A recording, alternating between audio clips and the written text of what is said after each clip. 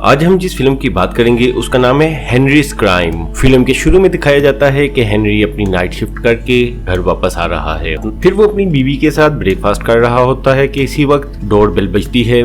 दरवाजा खोलने पर देखता है कि उसका दोस्त एडी जॉय के साथ आया है और जॉय बहुत ज्यादा बीमार है। अंदर आने पे उसकी बीवी डेबी जो कि एक नर्स है जॉय की देखभाल करती है। इसी दौरान एडी हेनरी को बताता है कि आज उनका बेसबॉल मैच है और जॉय के बीमार होने की वजह से अब उनके पास एक खिलाड़ी की कमी है, इसलिए हेनरी उनके साथ चले तो उनकी काफी हेल्प हो जाएगी। हेनरी उनके साथ मैच पे जाने के लिए तैयार हो जाता है। इसके बाद हेनरी और एडी दो दूसरे दोस्तों के साथ कार में बैठकर बेसबॉल मैच खेलने जाते हैं। रास्ते में एडी हेनरी को कहता है कि उन्हें बैंक से कुछ रकम निकलवानी है, इसलिए बेहतर है कि वो बैंक के पास थोड़ी देर के लिए गाड़ी रोके। बैंक में जाते वक्त एडी हेनरी से कहता है कि क्योंकि वो जल्दी में है इसलिए वो गाड़ी का इंजन स्टार्ट ही रखे। फिर वो बैंक में जाते हुए अपने चेहरे पे मास्क चढ़ा लेते हैं, लेकिन हेनरी का चेहरा दूसरी तरफ होने की वजह से वो उन्हें देख नहीं पाता। इसके फौरन बाद ही बैंक अलार्म बजने शुरू हो जाते हैं और एडी और दूसरे दोस्त जब बैंक लूट कर बाहर आते हैं तो वहाँ एक पुलिसमैन को देखकर वो दूसरी तरफ भाग जाते हैं, लेकिन उसी वक्त पुलिसमैन हेनरी को देख लेता है और वो उनकी टीम यूनिफॉर्म से पहचान लेता है कि हेनरी भी इन लोगों के साथ है। चुनाचा हेनरी को गिरफ्तार कर लिया जाता है।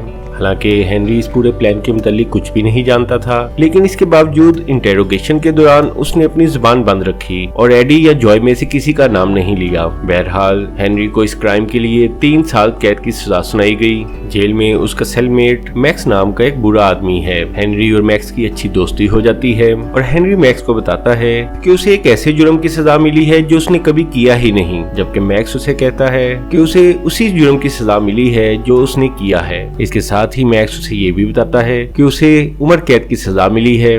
मैक्स एक दिलचस्प आदमी था। उसने हेनरी को बताया कि आमतौर पे प्रिजन ऐसे लोगों से भरी पड़ी है जिनके कोई ख्वाब थे और उन ख्वाबों को पूरा करने के लिए उन्होंने गलत राहों का सहारा लिया और उनका अंजाम आखिरकार जेल हुआ। इसके बाद उसने हेनरी से पूछा कि क्या उसका भी कोई ऐसा ख्वाब है जिसे पूरा ना करने की सूरत में वो जेल आया है, तो हेनरी ने बताया कि उसका ऐसा कोई ख्वाब नहीं, बल्कि वो तो एक सादा जिंदगी जीने वाला इंसान है। इसी तरह ही 6 माह का अरसा गुजर जाता है और आखिरकार एक दिन हेनरी की बीवी डेबी उससे मिलने आती है। हेनरी उससे मिलकर बहुत खुश होता है, लेकिन डेबी उसे बताती है कि वो हेनरी को छोड़ना चाहती है क्योंकि उसे किसी और आदमी से प्यार हो गया है। लेकिन हेनरी ये बात सुन के भी रिलैक्स रहता है, बल्कि वो डेबी को नई जिंदगी शुरू करने पे गुड लक कहता है। इन्हीं दिनों में मैक्स को पेरोल बोर्ड के सामने पेश किया जाना था, लेकिन मैक्स जो अब जेल में खुश था और यहाँ से नहीं जाना चाहता था, उसने बोर्ड के सवालों के उल्टे सीधे जवाब दिए और इस तरह अपने पेरोल के चांस को खत्म कर दिया। इसके बाद पता चलता है कि हेनरी का पेरोल बोर्ड भी जल्द ही उसको एग्जामिन करेगा और हेनरी उन्हें बताता है कि जब वो पेरोल बोर्ड के सामने पेश होगा तो वो पूरी कोशिश करेगा कि वो इस कैद से निजात पा ले। उसकी बातें सुनकर जेल के दोस्त कहते हैं कि उन्हें पता है कि हेनरी बेगुनाह है, लेकिन बेगुनाह कैद भुगतने का क्या फायदा था, इससे तो बेहतर था कि वो कोई जुर्म करके जेल में आता। और यहाँ आपको बताते चलें कि ये इस फिल्म का सबसे अहम सीन में से एक था, क्योंकि इसी ने फिल्म के मेन आइडिया को बूस्ट किया था। इसके बाद हेनरी को पेरोल बोर्ड के सामने पेश किया जाता है और हेनरी को पेरोल मिल जाता है। जेल को छोड़ के जाने से पहले हेनरी मैक्स से मिलता है और उसे कहता है कि वो भी पेरोल पे बाहर आने की कोशिश करे, लेकिन इसके जवाब में मैक्स कहता है कि वो जेल में खुश है और अपनी जिंदगी के हाथमे तक वो जेल में ही रहना चाहता है और वैसे भी अब वो बाहर आके क्या करेगा। रिहाई के फौरन बाद हेनरी डेबी से मिलने जाता है, लेकिन वहाँ उसे शदीद हैरत होती है जब वो वहाँ जॉय को देखता है और पता चलता है कि डेबी ने जॉय से शादी की है और जॉय एक पोंजी स्कीम चला रहा है। फिर वो हेनरी को अपनी पोंजी स्कीम में पार्टनरशिप ऑफर करता है, लेकिन हेनरी इस किस्म के कामों से दूर रहने में ही बेहतरी समझता है। इस मौके पर जॉ ने हेनरी को पुलिस को अपना नाम ना बताने पर उसका शुक्रिया अदा किया, लेकिन हेनरी का कहना था कि वो माजी की तमाम बातें भूल चुका है। डेबी के घर से वापसी पर हेनरी उसी बैंक के सामने आया जिसने उसकी जिंदगी को बदल दिया था और उसे बेगुनाह होने के बावजूद सजा मिली थी। हेनरी अपनी सोचों में मस्त था कि एक गाड़ी ने उसे हिट कर दिया और इस गाड़ी को जूली चला रही थी। उसी वक्त वहाँ पर वही पुलिस ऑफिसर भी आ गया जिसने हेनरी को अरेस्ट किया था और उसने फौरन ही हेनरी को पहचान भी लिया। इसके बाद जूली और पुलिसमैन हेनरी को पास ही मौजूद एक कैफे में लेकर गए।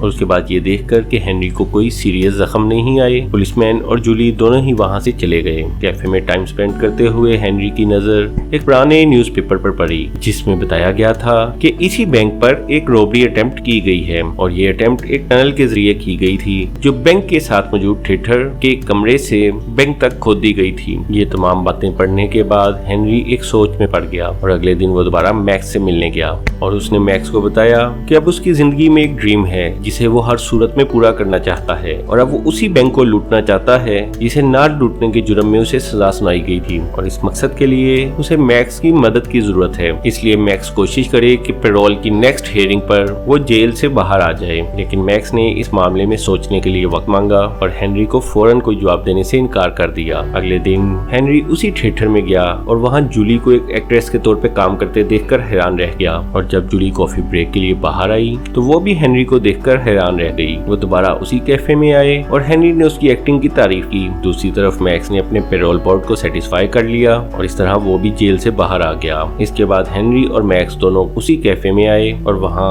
मैक्स ने हेनरी के टनल के जरिए बैंक को लूटने का प्लान बेकार करार दिया, बल्कि उसने जोर दिया कि वो ओल्ड फैशन वे में यानी गन्स लहराते हुए बैंक में जाएंगे और बैंक को लूट लेंगे। लेकिन हेनरी ने कहा कि ये प्लान उसका है और उसी के मुताबिक मुकम्मल होगा। फिर वो इस प्लान को चेक करने के लिए बैंक में गए और वहाँ मौजूद मैनेजर से बातों बातों में बैंक वॉल्ट के मुतालिक पूछा और इसके अलावा दूसरी कुछ मालूमात लेकर वो बैंक से वापस आ गए। इसके बाद वो और मैक्स थिएटर में गए, लेकिन इससे पहले कि वो वहाँ कुछ करते वहाँ जूली आ गई और वो उन दोनों को वहाँ देखकर हैरान रह गई। यहाँ मैक्स ने जूली से झूठ बोला कि किसी जमाने में वो भी थिएटर में एक एक्टर के तौर पे काम करता था और वो आज भी थिएटर में काम को मिस करता है। इसके बाद उसने जूली से कहा कि क्या वो उन्हें इस थिएटर के मुतालिक कुछ बता सकती है। इसके साथ साथ मैक्स मुसलसल झूठ बोलता रहा और कुछ पुराने ड्रामों के नाम ले लेकर जूली को बताता रहा कि उसने इनमें एक्टिंग की है। इससे पहले कि जूली उससे इस बारे में कुछ बात करती, वहाँ ड्रामे का एक असिस्टेंट आ गया। मैक्स ने इस मौके का फायदा उठाया और उससे अपना झूठा इंट्रोडक्शन करवाने के बाद उसे दरखास्त की कि वो उसे थिएटर का विजिट करवाए। इसके बाद मैक्स उसके साथ थिएटर के विजिट पर चला गया, जबकि हेनरी जूली के साथ स्टेज पर ही रह गया। मैक्स के जाने के बाद जूली ने कहा कि मैक्स हेनरी के बाप जैसा लगता है, लेकिन इस बात पर हेनरी ने उसे बताया कि वो दोनों सिर्फ दोस्त हैं। दूसरी तरफ थिएटर के विजिट के दौरान मैक्स ने चालाकी से असिस्टेंट से टनल वाले कमरे का भी पूछा और जब वो मैक्स को वहाँ लेकर गया तो मैक्स ने चालाकी से वहाँ पर टनल की मौजूदगी के बारे में यकीन कर लिया। उसने ये सब इतनी चालाकी से किया कि असिस्टेंट को जरा भी शक नहीं हुआ। इसके बाद वो वापस स्टेज पर आए जहाँ जूली और हेनरी अभी तक बातें कर रहे थे, लेकिन उनके वापस आने से पहले हेनरी जूली को बता चुका था कि वो अभी जेल से छूटकर वापस आया है। मैक्स ने वापस आकर उसे बताया कि उसने थिएटर में असिस्टेंट के तौर पे काम करने के लिए ऑफर किया है, इसलिए वो कल से रेगुलर तौर पर थिएटर आया करेगा। और वहाँ से जाने से पहले हेनरी ने जूली को डेट के लिए ऑफर किया और जूली ने ये ऑफर कबूल कर ली। शाम को हेनरी अपनी डेट के लिए तैयार हुआ, जबकि मैक्स मुसलसल टनल को ओपन करने और उसमें मौजूद मिट्टी को हटाने के बारे में प्लान करता रहा। डेट पर जूली ने हेनरी को बताया कि वो ये छोटे छोटे रोल करके तंग आ चुकी है और वो हॉलीवुड जाना चाहती है और इस दफा का प्ले उसके कैरियर के लिए बहुत अहम है, क्योंकि ये प्ले उसके लिए हॉलीवुड के दरवाजे खोल सकता है। खाने के बाद वो लोग एक वाटरफॉल पर गए और हेनरी ने यहाँ जूली को सब कुछ सच सच बता दिया कि उसके थिएटर आने का मकसद ये था कि वो बैंक को लूटना चाहता है, क्योंकि उसे बेगुनाह सजा हुई थी, इसलिए वो अब बैंक को सच्ची मुच्ची लूटना चाहता था। जूली पहले तो उसकी इस बात को मजाक समझी और इस बात को हंसी में उड़ा दिया। अगले दिन जब मैक्स और जूली वापस घर आए तो मैक्स ने जूली को देखे बगैर अपने प्लान के बारे में बताना शुरू कर दिया, लेकिन जो ही उसने जूली को देखा तो वो एकदम घबरा गया। इस मौके पर हेनरी ने कहा कि वो जूली को पहले ही इस बारे में सब कुछ बता चुका है, इसलिए घबराने की जरूरत नहीं। ये सुनकर मैक्स हेनरी को एक साइड पर ले गया और वहां जाकर उस पर गुस्सा करने लगा कि उसने अपना प्लान दूसरों पर रिवील क्यों किया। इस तरह प्लान दूसरों को बताने से खतरा बढ़ जाएगा, लेकिन हेनरी उसकी इस बात के बावजूद पुरसुकून रहा। इसके बाद नाश्ते पर मैक्स ने जूली को बताया कि वो एक कॉनमैन था और इसीलिए उसे सजा हुई थी। नाश्ते के दौरान ही हेनरी ने जूली के स्क्रिप्ट में से कुछ लाइनें पढ़ी और जूली उसकी एक्टिंग स्किल्स देखकर हैरान रह गई और उसने उसे कहा कि वो एक नेचुरल एक्टर है। इसके बाद वो दोनों जूली के साथ ही थिएटर गए।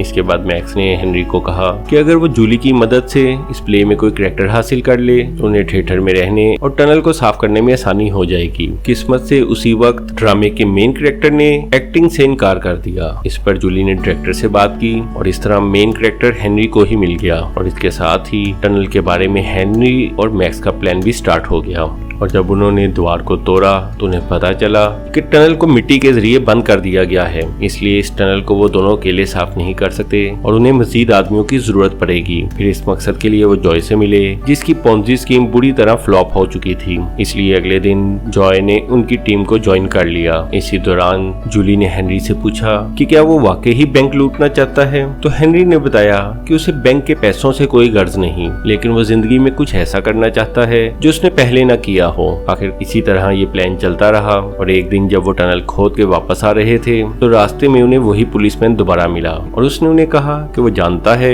कि वो बैंक में रॉबरी की कोशिश कर रहे हैं, लेकिन इसके साथ ही उसने कहा कि डरने की बात नहीं क्योंकि वो भी उनके साथ इस प्लान का हिस्सा बनना चाहता है। मैक्स ने इस बात पे शक का इजहार किया कि अचानक ही ये पुलिसमैन उनके प्लान का हिस्सा क्यों बनना चाहता है, तो इस पर पुलिसमैन ने बताया कि जब उसकी बीवी बीमार थी तो बैंक ने उसकी कोई हेल्प नहीं की और इसके अलावा वो जल्द ही रिटायर हो रहा है और उसके पास रिटायरमेंट के बाद कोई पैसा नहीं होगा, इसलिए वो उनके साथ बैंक को लूटकर अपना मुस्तकबिल महफूज बनाना चाहता है। इसके साथ ही उसने ये भी कहा कि अगर वो उनके साथी के तौर पर बैंक के अंदर होगा तो वो उन्हें सही मालूमात दे सकेगा, इसलिए उसे प्लान में शामिल करने से उनका ही फायदा होगा क्योंकि वो किसी भी वक्त उनकी मदद कर सकेगा। रात को जिस वक्त हेनरी और मैक्स अपने प्लान के बारे में बात कर रहे थे तो जो एडी के साथ वहाँ आया। फिर पता चला कि जो ने एडी को सब कुछ बता दिया है। मैक्स ये सुनकर जॉय और एडी पर गुस्सा होने लगा, लेकिन इससे पहले कि वो उन पर हमला करता हेनरी ने उसे रोक लिया। अगले दिन जब मैक्स और हेनरी थिएटर पहुंचे तो उन्होंने देखा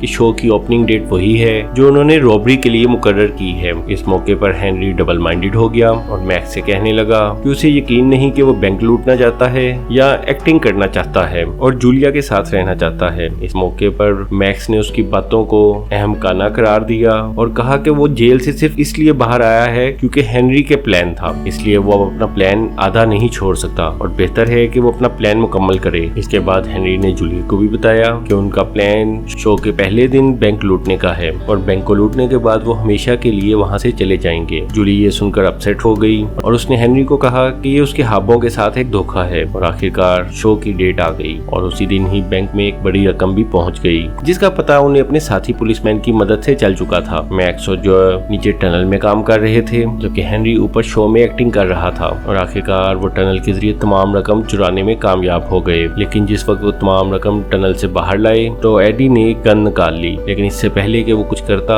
हेनरी वहां पहुंच गया। मैक्स ने मौका देखकर एडी से गन छीनने की कोशिश की, लेकिन इसी कोशिश में उससे गोली चल गई और वो हेनरी की टांग में लगी। इसके बाद सबने मिलकर एडी पर काबू पा लिया और उसी वक्त हेनरी के स्टेज अपीयरेंस का टाइम हो गया। लेकिन हेनरी को जख्मी हालत में स्टेज पर जाना इंतहाई मुश्किल लग रहा था, लेकिन वो हिम्मत करके स्टेज तक पहुंचा और अपने हिस्से के डायलॉग्स मुकम्मल किए। इसके बाद उन्होंने एडी को टनल में ही बांधकर फेंक दिया ताकि तमाम इल्जाम उसके सर आ जाए और इसके बाद मैक्स और जॉय हेनरी के साथ गाड़ी में वहां से निकल पड़े। लेकिन फौरन ही हेनरी ने जॉय को गाड़ी रोकने के लिए कहा। के बाद हेनरी ने मैक्स को कहा कि वो जूली को किसी सूरत नहीं छोड़ सकता और वो उसके पास वापस जा रहा है। इस मौके पर मैक्स ने हेनरी को गुड लक कहा और उम्मीद जाहिर की कि जिंदगी में किसी मोड़ पे वो दोबारा जरूर मिलेंगे। इसके बाद मैक्स और जॉय वहां से चले गए और हेनरी थिएटर में वापस आ गया। थिएटर में वापस आकर स्टेज पर हेनरी ने ड्रामे के डायलॉग बोलने की बजाय जूली से कहना शुरू किया कि वो यहाँ वापस सिर्फ उसके लिए आया है और वो उससे प्यार करता है और तमाम जिंदगी उसके साथ रहना चाहता है। डायरेक्टर और प्रोड्यूसर हेनरी को आउट ऑफ कॉन्टेक्स्ट बोलते देखकर पहले तो परेशान हुए,